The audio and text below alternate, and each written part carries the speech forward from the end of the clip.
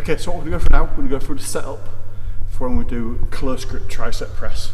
So when you do this exercise, you're still using quite a lot of chest, but because your elbows are really nice and close into your sides, you're going to be isolating your triceps quite a lot. So it's a really good compound exercise, you know, to work your triceps fully.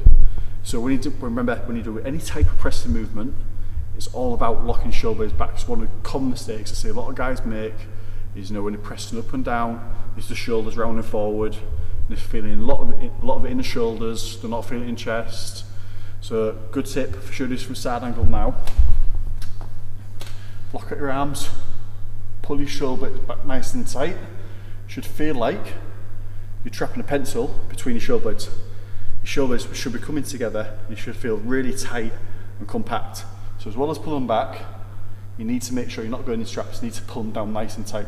So when you're pressing back, no, down and up, at no point are your shoulders round and forwards. So now we're going to do a close grip press on here. So just get your eyes underneath the bar, because if your eyes are too far back, you're going to be really close to hitting these clips. Too far forwards, it's going to make it really difficult to unrack the bar. You're going to start placing a lot of extra stress on your shoulders. And when you do a close grip, good marker to go off. General rule of thumb for everyone. You see where there's where it goes from a texture to smooth. Put your hands there, and where the bar's going to touch now, it's going to touch like just slightly below your sternum, so more so your top abs. Lift off, look at my elbows, you're going to twist your elbows in, nice and slow on the way down, just touching your top abs, and on the way back up now, think about keeping your elbows really tight, all the way to the top, soft elbows at the top, because if you look out, you're likely to start rounding your shoulders, so it's just nice and slow on the way down. And you see my arms are at 90 degrees, so my elbows completely vertical underneath my wrist. So make sure you not like this, not like that.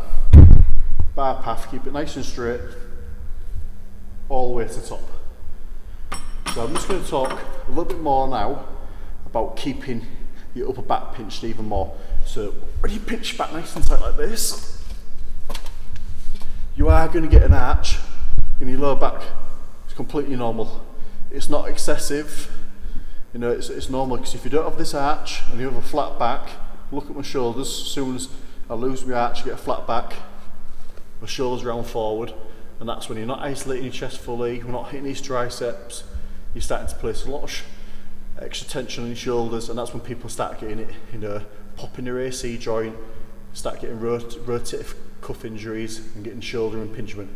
That's the number one injury when people do pressing movements. Is shoulder, and that's because you're not keeping nice and tight. You know, an extra little tip on that, always think in your head, like really big chest. The bigger the chest, the more these are going to stay locked down nice and tight. So that's the setup for when you do close grip tricep press.